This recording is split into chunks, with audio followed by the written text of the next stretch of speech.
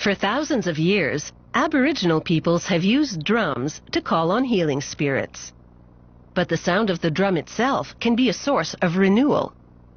The repetitive beat can induce a meditative state, which may actually have healing properties.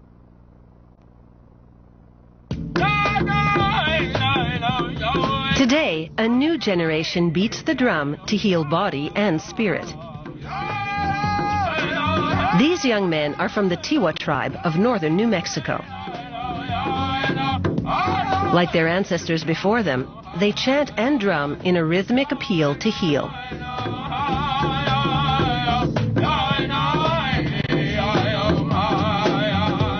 To make a healing drum, they start with pieces of pine or spruce, soft woods that are lightweight.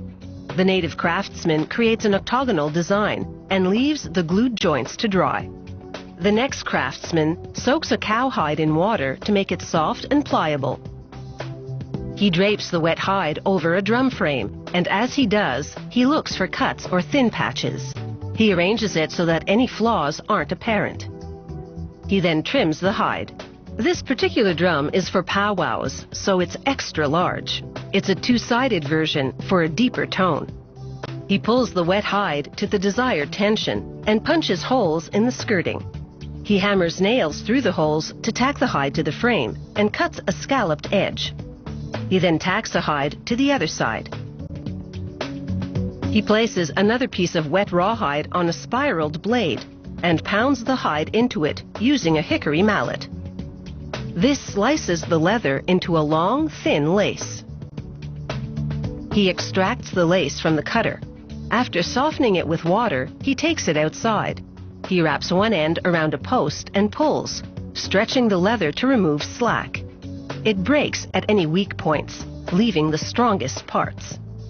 He now laces the leather drum heads to the frame.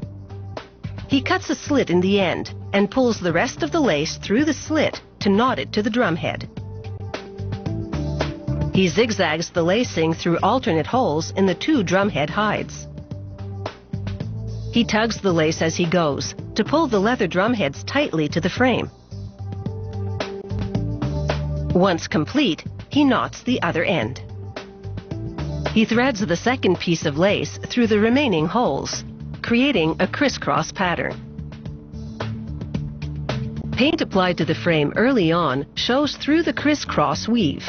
The leather dries to a dark patina for a stunning contrast to the blue hue. This double-sided drum is now ready for a powwow. To make a single-sided healing drum, they bend a piece of wood into a complete circle. A craftsperson signs and stamps the maker's information on the inside. Then it's over to the drum maker. She pulls a wet hide to the wooden hoop and folds it under the rim, smoothing out any puckers. She punches holes for securing the drum head to the wooden hoop and slices off the excess hide. She's now ready to lace the drum head to the frame. She ties the skin to the frame in a configuration that looks like the spokes of a bicycle wheel. She pulls it tightly for the desired tonality. It's all in the technique. If she doesn't get it right now, the wet drum head will warp as it dries. The leather spokes meet at the center in a cross where the drummer will grip it.